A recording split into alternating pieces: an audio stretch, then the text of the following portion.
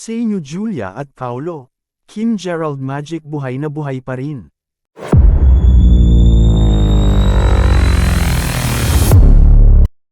Pinagkaguluhan ng mga netizen ang mala-reunion na eksena ng mga former Pinoy Big Brother housemates sa Asap Natin To, noong linggo, July 21, para sa kick-off ng bagong season na PBB Gen 11.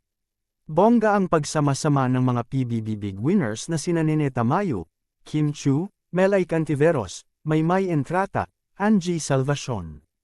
Hindi na iwasan ng mga fan na maging nostalgic sa nasaksihan nilang powerful na pagsasama ng dating housemates ni Kuya.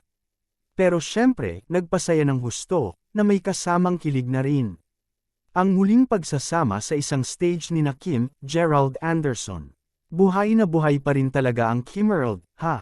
Kaaliw nga ang mensahe ng mga netizen sa dalawa, lalo na sa ABS-CBN na humihiling talaga ng reunion movie, teleserye para sa Kim, Gerald, ha? Ano kaya ang masasabi ni na Julia Barreto, Paulo Avellino sa chika ng mga Kimerald fans? Oh, Kim and Gerald in one frame. Sana magka-teleserye sila. Ano ba yan? Buhay na buhay pa rin talaga ang magic ng Kimerald, ha?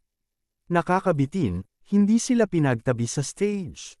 Pero please, bigyan nyo sila ng teleserye. Tumibok ulit ang Kimerald heart ko.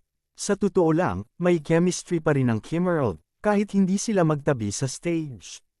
Reunion project, teleserye man o pelikula para kina Kim at Gerald, please.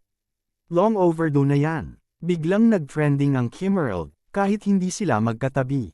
Kimerald, the only PBB season na tinutukan ko. Ang Kimerald ang kinabaliwan ko noon, na sana maulit ngayon. Anyway, umulan din ng good vibes dahil sa grand homecoming nga ng mga housemates lalo na ang pinakaunang grand winner na si Nene. Goosebumps. The reunion of all reunions. Pinagsama-sama ang mga PBB ex-housemates all throughout the years, with the OG big winner Commander Nene leading the pack.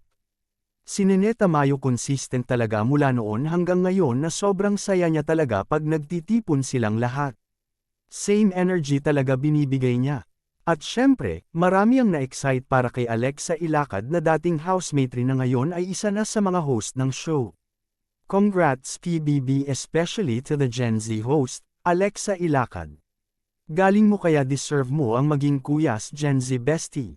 Usap-usapan din sa social media ang bagong season ng PBB dahil sa pinakaunang LGBTQ couple na housemate sa bahay ni Kuya. Ay, very promising ang PBB.